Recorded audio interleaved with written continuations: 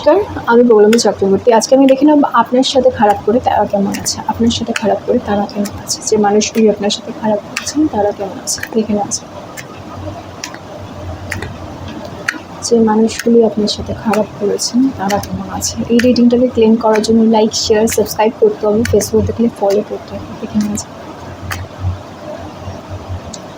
Queen of swords. আচ্ছা, যে মানুষটি আপনার সাথে খারাপ করেছেন বা যারা খারাপ করেছেন, আমি দেখছি এই মুহূর্তে তারা কিন্তু যথেষ্ট পরিমাণে খারাপ সিচুয়েশনের মধ্যে দিয়ে যাচ্ছেন। ঠিক আছে, আমি দেখছি তারা তাদের ভাবনা চিন্তার যে ক্ষমতা, ঠিক আছে, তারা নিজেদের খুব বুদ্ধিমান মনে করেন। তো তাদের ভাবনা চিন্তার যে ক্ষমতা সেটা কিন্তু আস্তে আস্তে কমে যাচ্ছে।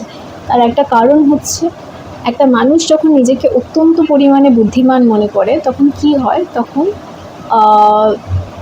বাংলায় যে প্রবাদ রয়েছে যে অতিবুদ্ধি যাদের রয়েছে তাদের অতিরিক্ত পরিমাণে সর্বনাশ হতে পারে। ঠিক আছে, তো সেরকম একটা কিন্তু প্রবাদ আমাদের ক্ষেত্রে চালু আছে। সেরকম একটা ব্যাপার, একটা মানুষ যখন নিজেকে অত্যন্ত পরিমাণে বুদ্ধিমান হতে পারে বা সর্বা মনে পারে বা অহংকার বেড়ে যায়, তখন সেই মানুষটা কিন্তু পতনের শুরু হয়।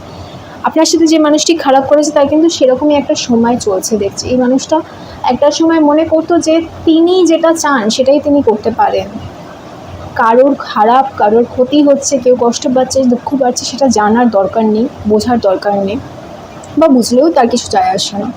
তো এই যে মেন্টালিটি, এই যে ভাবনা চিন্তা, সেটা কিন্তু আস্তে আস্তে ওনার খারাপ থাকার কারণ হয়ে দাঁড়াচ্ছে। আমি দেখছি যে উনি নতুন করে শুরু করতে চাইছেন। ওনার আশেপাশে যে সমস্ত মানুষজন ছিলেন তারা কোথাও না কোথাও সরে সরে যাচ্ছেন। প্রত্যেকটা মানুষেরই তো বেঁচে থাকার জন্য কিছু কাছের মানুষ দরকার, যাদের চোখ বন্ধ করে বিশ্বাস করতে পারে। তো কাছের মানুষ যারা, তারা কিন্তু তার থেকে দূরে সরে যাচ্ছে, কারণ কাছের মানুষরাও বুঝতে পারছেন এই মানুষটির ব্যবহার, ভাবনা চিন্তা কিন্তু ভালো নয়, একেবারেই ভালো নয়। সেটা কিন্তু তার আশেপাশের মানুষরা বুঝতে পারছেন এবং সেই জন্য তারা তার থেকে সরে সরে যাচ্ছেন। এবং সেই কারণেই কিন্তু এই মানুষটির মধ্যে কি হচ্ছে, সেই কারণে এই মানুষটির মধ্যে ভাবনা চিন্তার অভাব দেখা দিচ্ছে।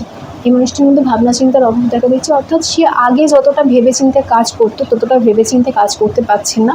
এবং সেই কারণে কি হচ্ছে, সেই কারণে তার জীবনে নানান ধরনের সমস্যা তৈরি হচ্ছে। আমি দেখছি পায়ের তলার জমি সরে যাওয়া, যেটাকে আমরা বলি, সেরকম একটা সিচুয়েশন তৈরি হয়েছে। হঠাৎই তার জীবন থেকে তার কাছের মানুষজন যারা, তারা সরে সরে যেতে শুরু করেছে। তারা বুঝতে পারছে হঠাৎ করেই, এই মানুষটি রিয়েলাইজ করছে, এই মানুষটি যার জন্য এত কিছু করা, এত ক্লোজ যে মানুষ, তারা কিন্তু তাদের জন্য ভালো নয়, সেটা তার কাছের মানুষজন বুঝতে পারছে। এবং সেই জন্য কাছের মানুষজন কিন্তু সরে সরে যাচ্ছে। এবং সেই কারণে যে মানুষটি আপনার সাথে খারাপ করেছে সে অথই জলে পড়ে গেছে।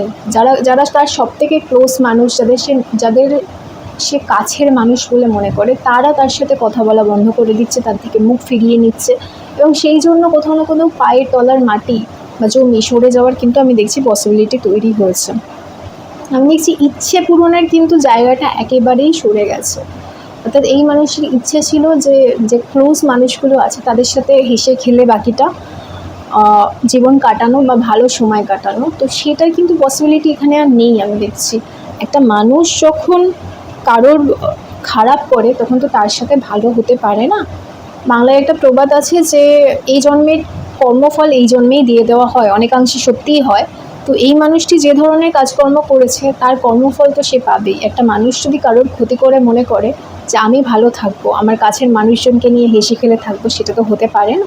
ঠিক সেরকমই একটা পরিস্থিতি এই মানুষটা জীবনে চলছে আমি দেখছি। এবং যাদের জীবনে আসেনি তাদের খুব তাড়াতাড়ি এই যে চেঞ্জেসগুলো আছে, এই যে পরিবর্তনগুলো আছে, এগুলো হওয়ার সম্ভাবনা কিন্তু তৈরি হচ্ছে।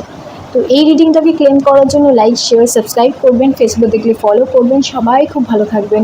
নমস্কার।